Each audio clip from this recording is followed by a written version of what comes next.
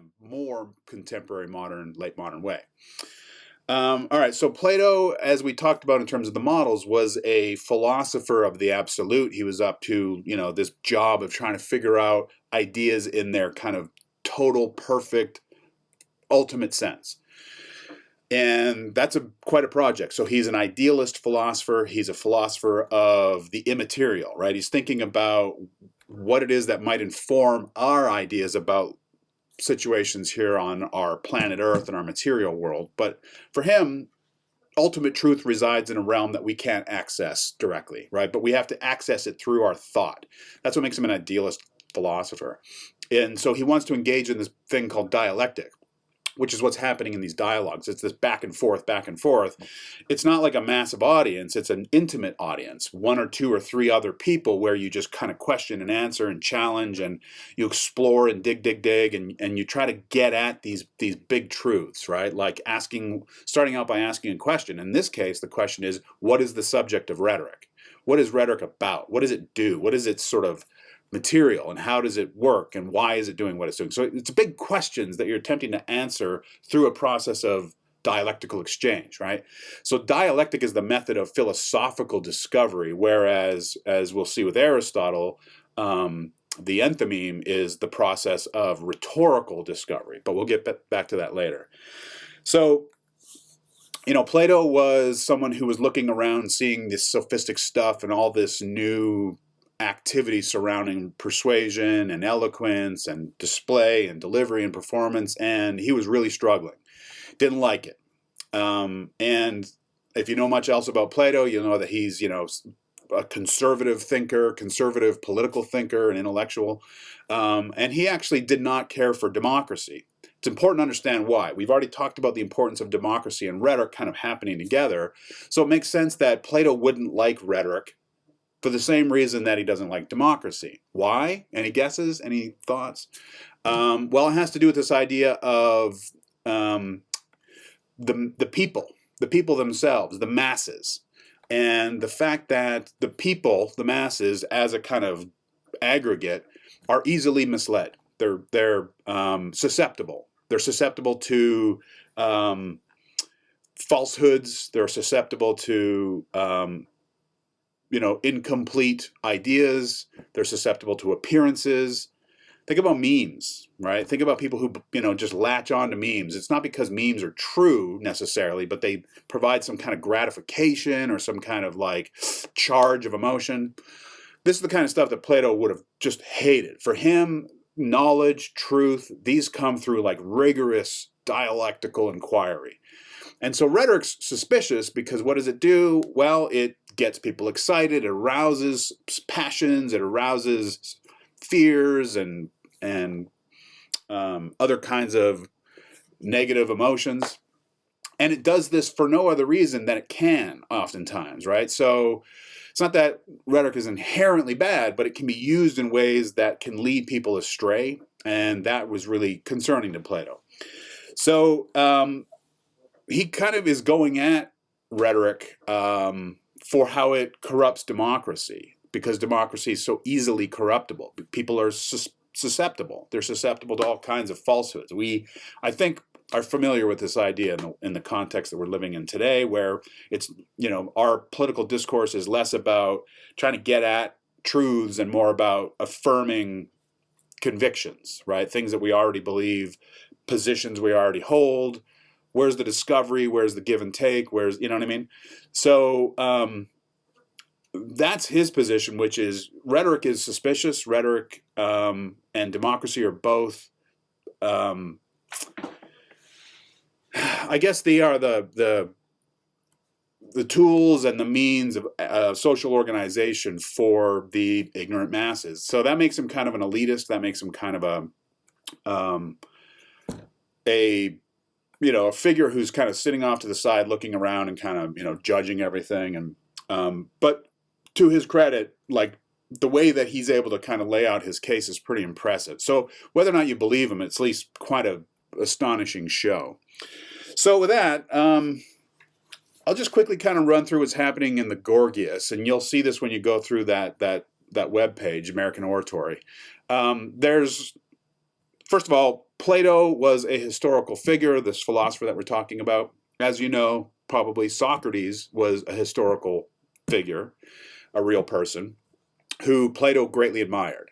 Because Socrates was this skeptical philosopher who was always walking around asking questions and trying to figure out these big questions, bigger answers. But he was really disruptive, and so he ended up actually getting killed by the state. He was made to drink poison, and Plato just sort of always admired the older guy. And so what he did is he like devoted these dialogues. The main character, the protagonist, is named after the historical character of Socrates. So the dialogues are like fictional, but they're based off of, real historical characters. Like Gorgias is in this dialogue, and the dialogue is named after Gorgias, the actual historical character, but the actual historical character is not saying these things. He's being made into a character, okay? So it's a little tricky, but if you understand the dialogue is this almost fictional essay type performance theater thing, quite an interesting, format to sort of go through these philosophical ideas. But you have these characters. You've got Socrates, you've got Polus, you've got Gorgias, you've got Callicles.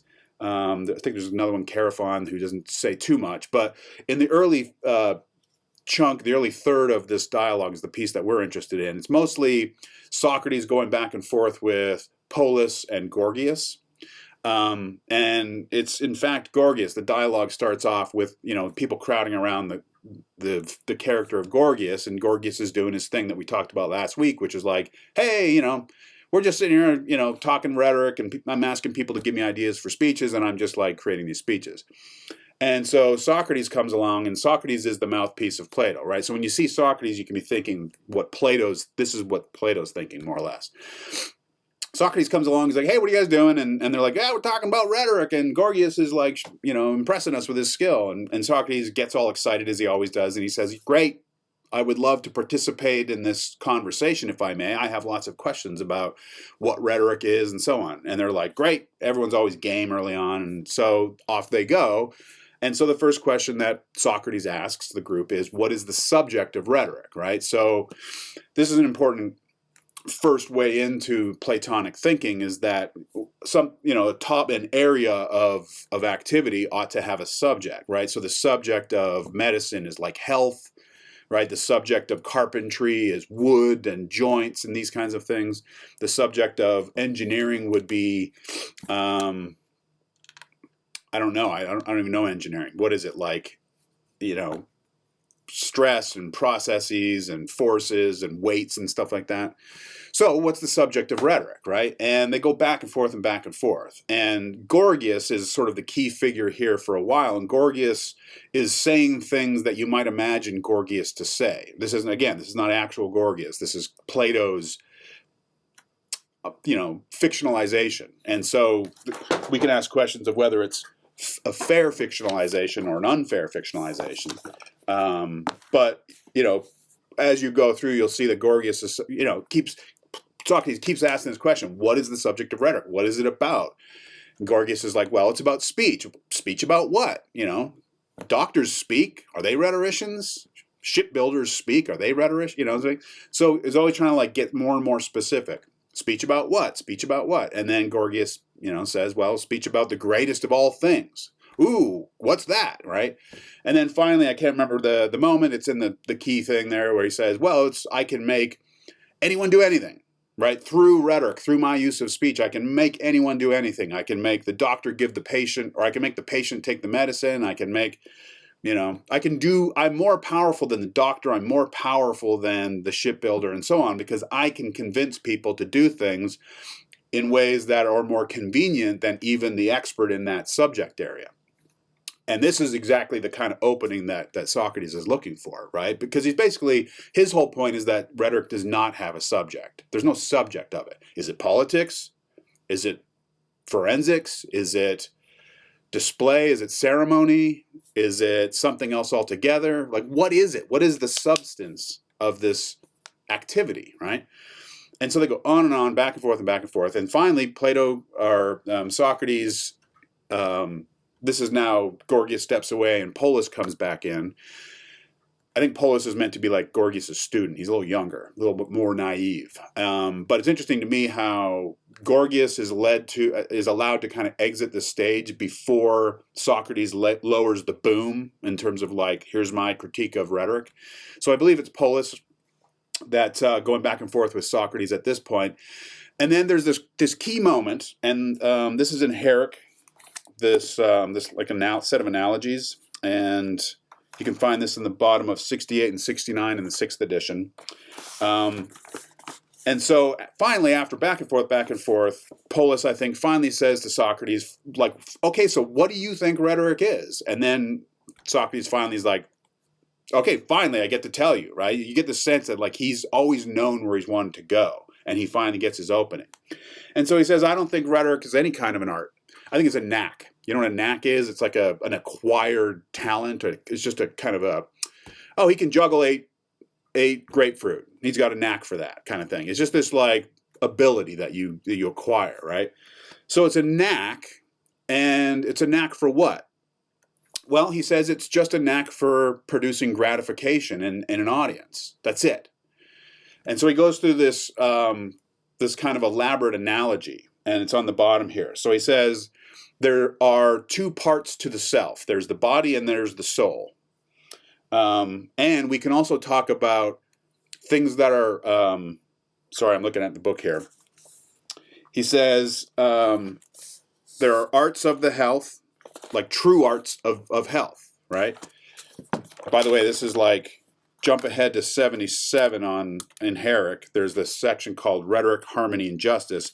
And he writes, the goal of Plato's art of rhetoric is to establish health-giving order in the individual and in the polis. So health, strength, integrity, vitality. These are the goals here. These are the virtues and the values that he's really hoping to aspire to accomplish in the social order, the polis, right? And in the soul himself, right? So we've got true arts of the health, true arts of health, and we can think about them in terms of the body and the soul. So there's arts that maintain health. The art that maintains health in the body is gymnastics. The art that maintains health of the soul is legislation. So we got arts that maintain health, and then we've got arts that restore health, right? So when things kind of go bad, what happens? The arts that restore health of the body is medicine. So you do gymnastics, you go to the gym. If you get sick, go to the doctor, right? So we've got maintain and restoring. And in terms of the soul, we've got legislation and we've got justice. So what happens when legislation goes wrong? When there's found to be some kind of corruption or whatever? Then you go to the courts. So the courts are the true arts of restoring the soul to order, if that makes sense. So we've got like this kind of 4-part analogy of true arts of the body and the soul. These correspond with false or counterfeit or sham arts of the body and the soul. Plato's very clean in his distinctions. This is all Platonic, right? This idea of like things are very cleanly defined. We've got the body, we've got the soul, we've got the true, we've got the false, and it's like you can imagine these quadrants where everything is just sharp, clean. Even Plato himself said the goal of philosophy is to carve the world or carve reality at the joints, to figure out what something is and where it ends, right? So the sham arts of the health, and thinking of the body in terms of sham arts of maintaining the body, makeup or cosmetics or beauty culture, different translations. You know, think about plastic surgery is a sham art. Instead of going to the gym, you'll just go get your Botox or whatever. You go get implants, right? That's a counterfeit art of going to the gym. A counterfeit art of restoring. So if medicine is the true art of restoring the body, the counterfeit art of restoring the body is cookery. This is weird, but he develops this at some length, and he says basically what do you do when you cook for someone is you just try to please them. You just try to gratify them, right? So cooking is is nothing more than like, piling on the sauces and the spices and adding more bacon fat and, butter and whatever your favorite thing is to win over your audience. It's like when your instructors come in at the last day of class with a tray of cookies when it's time to take your do your reviews or evaluations, right? It's like, here you go. I have all kinds of problems with this argument, but that's the argument that he makes, right? So cooking is a sham art of restoring the body. A sham art of maintaining the soul is sophistic, and a sham art of restoring the soul is rhetoric. Okay, so the way this plays out is, he says, this is sort of his big moment in the dialogue, is he says, I maintain that rhetoric is to the soul what cookery is to the body. If all that cooking wants to do is gratify the body, you know, it's like when a kid's being noisy at a restaurant, you just give him more soda. Shh, quiet down. You know, it's like you're just gratifying, appeasing the body. That's what cooking does. That is what rhetoric does to the soul. All it does is appease, gratify, flatter, seduce, right? So you think he equates the arts of persuasion to the arts of cooking, which is basically just a matter of doing whatever you can to gratify, please, satisfy, appease, and win over an audience. The problem is that you're not necessarily vitalizing that audience, right? If the goal is to just create gratification or produce some kind of conviction or belief, you don't need to elevate them. You don't need to enlighten them on the reality and the truth of your subject matter. All you got to do is win them over, right? So if you've ever been in like a public speaking class or given a speech yourself, I've taught a million classes of public speaking, and it always I'm always thinking about this critique when I'm asking the students to like, go away, it's time to do an informative speech or time to do a policy speech. And so it's like, your task in this assignment is to come up with 5 sources and give us an informative speech on how to make risotto or how to okay, sorry, my screen went blank. How to do anything, right? You go get your 5 sources, and now you're an expert. And so you come in front of the class, and it's not like you actually know everything there is to know about this subject matter. You just know a few things. You know a little bit more than the audience. You know enough to impress them with your knowledge. For Plato, that's all you need to do to be a rhetorician. And that's the same thing as being a cook, right? It's like you all just need to know enough to make sure those people are happy and satisfied and feel good inside. But none of this has to do with truth. None of this has to do with substance, the reality of the issue at stake in a deep, perfect, ultimate sense. It's just a matter of producing gratification, right? So rhetoric is to the soul as cookery is to the body. This is pretty similar to what we saw in the Gorgias and Encomium of Helen, where he says rhetoric is to the soul as drugs are to the body, right? This kind of magical power. With Plato, he's kind of riffing off of that comparison, and he's saying all rhetoric does is appease, gratify, flatter, and do anything in its power to win favor with an audience, right? And you've probably seen this before. You've probably maybe even experienced this before when a speaker is trying to win over an audience and they'll do or say whatever to just kind of like, I just want you to like me. I want us to be friends, right? Plato thinks that this is like catastrophe in terms of the truth of a question, right? So for him, truth is decided through philosophical, dialectical disputation. Rhetoric only takes small little grains of truth and then uses them to its advantage. So at the end of the day, rhetoric's just a couple of techniques. And again, I think about public speaking class. Like, what do we teach our students in public speaking? We teach them like, make eye contact, project your voice, right? Make sure you cover the front of the room and engage your audience. Make sure you cite your sources. And we learn basically a bunch of techniques, a bunch of tricks to try to sort of seem like we really know what we're talking about. So there's that kind of spirit of Platonic critique I always think about when I'm teaching public speaking, which is like, you only have 15 weeks. What are we teaching here? What are we actually teaching? Is it the knowledge of the good? Is it morality? Is it how to be the best possible citizen? Or is it just these 15 things will likely win favor with an audience? Plato would say that's just like baking cookies, you know? So that is the core of the Platonic critique of rhetoric right there in the Gorgias, in that moment where he's building this analogy about the body and the soul and the true arts and the false arts, right? So that's the key part that you want to know. Now, the Gorgias is an earlier dialogue that he wrote, and it's often known as Plato's base rhetoric. It's like a base or ugly view of rhetoric, but he wrote this other dialogue later called the Phaedrus, which is often thought of as his noble take on rhetoric, right? Because he's not quite as harsh about rhetoric. Now, that's a dialogue that has a lot to do with the soul, has to do with the kind of the journey of life, and has to do with mentoring, and has to do with, older and younger, and passing on wisdom. And toward the end, it gets into this business of writing versus speaking, and what's better and what's more powerful.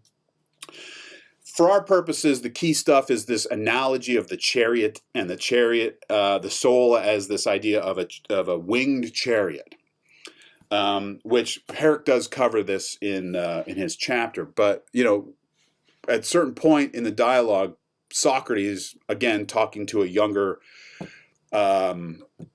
character named Phaedrus, who had just come from seeing Lysias, a sophist, give a speech and was all fired up. And so they start talking about rhetoric, and they start talking about love, and they start talking about, the true and so on.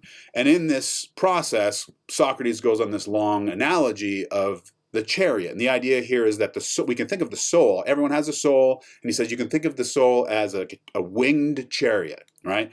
So it's like the guy standing on the back with the horses, and you have one horse that's the noble horse, which is beautiful, and the noble horse seeks the good, and it seeks the true, and it seeks beauty. And it's always trying to rise up and go to that place above the heavens where truth resides. Get there, get there, get there. It's this sort of like generations long. He believes in reincarnation, and the soul comes back and tries again and tries again and tries again. And the soul is always trying to yearn for this ultimate truth, right? But there's the other horse, which is the base horse, the ugly horse, the dark horse, the horse of appetites, the horse of selfishness, the horse of laziness, right? And we're always trying to navigate these sort of the better sides of ourselves and the worst sides of ourselves, right? To the extent that we're able to overcome the ugly base horse and pursue the beautiful horse who's looking for truth and order and justice, that's how we will ascend ourselves in our lives, right? And that is the really kind of the goal of life, thought about in the kind of like the broadest possible sense, right? If you imagine yourself, it's a little kooky, right? It's like you die, but if your soul was aspiring for more, it'll come back in a better kind of vessel. And he's got this whole list of different vessels in his ranking, and rhetors and sophists are at the bottom, and like the noble philosophers at the top. The whole goal of life for Plato is like searching for truth, right? And our soul yearns for it. And the question is can we link ourselves up with our own soul's desires for perfection? Or do we allow ourselves to get dragged down in like food and drink and, sex? And if he was alive today, he'd probably be complaining about video games, these distractions. So that's that analogy of the soul as this chariot that's yearning for truth, but also gets thrown off course, is important because for him, and this is what he gets to at the end of the dialogue, he says that rhetoric's job ought to be knowing souls and leading souls to the truth of any given question. So it comes down to kind of two basic jobs for the rhetor. You must, and they're the biggest jobs you can imagine. You must know everything about your subject matter, everything. And then you must know all the souls, and you must be able to see which souls are present in an audience, right? So imagine this. Think about your public speaking experiences. How do you know everything there is to know about whatever topic? And then how are you supposed to know everything there is to know about the people in your audience? It's kind of impossible, right? In that kind of ultimate sense. But that's sort of it for Plato. That's what a noble rhetoric would involve, is this idea of kind of perfect knowledge and lining up your perfect knowledge with your perfect understanding of audiences, which is, I don't know. It's goofy. I don't know how you get there. I've been thinking about this dialogue. I've actually been writing about this dialogue right now because I'm working on a paper that's all about kind of digital technoculture and big data and how these big tech companies are trying, it seems to me, to do a version of what Plato's asking for, which is knowing the soul perfectly, right? If you can get enough data about people and, what they do during their day and what they buy and what they look at and where they go and who they talk to, how they talk to, all the cycles in their lives. And if you gather enough information about them, maybe you can persuade them perfectly because you have like essentially perfect knowledge about these people as living creatures. It's not exactly what Plato was talking about. He's talking about souls. He's talking about deep, deep stuff. But I'm quite fascinated by like Silicon Valley's obsession with us, with our brains, with our activities, with our behaviors, and all of our personality quirks. And it's like all this data mining. Let's get to know these people perfectly so that we can target our sales pitches perfectly, right? Feels Platonic, not in a metaphysical sense, but in that yearning for perfect knowledge, that certainty kind of thing. So this is getting close to 30 minutes, which is more than I want to spend on any one video. But there we go. There's the Gorgias and there's the Phaedrus, and that's the key stuff to know for Plato. Do be looking through the notes. Do be looking through the key moments selection, and then take a look at the Phaedrus. Do try to find that Chariot moment, which is just a trippy read. And I think that's good. Like I said, I'll have another video on the Weaver reading where it's just kind of like now see how these ideas of Plato are kind of playing around in a more recent context. So just a real quick comment. I've been noticing that the first few videos I created, the view count is pretty high, but the last few it's dropped off like crazy. Please consider your job in this class to be reading and watching videos each week. I'm sorry that I don't get them up like at the very beginning of the week, but you have a week to watch like a couple of 20-ish minute videos and then go through the readings, and you really need to do this if you want to keep up with the material. So watch the videos. If you're not watching the videos, you won't get this message anyway, but I'm just pleading with you to try to keep up with the videos and the readings in anticipation of our first assignment. So hope all is well out there. Go Super Bowl. I don't have a team I'm cheering for, so have a great Sunday, gang. I'll see you soon.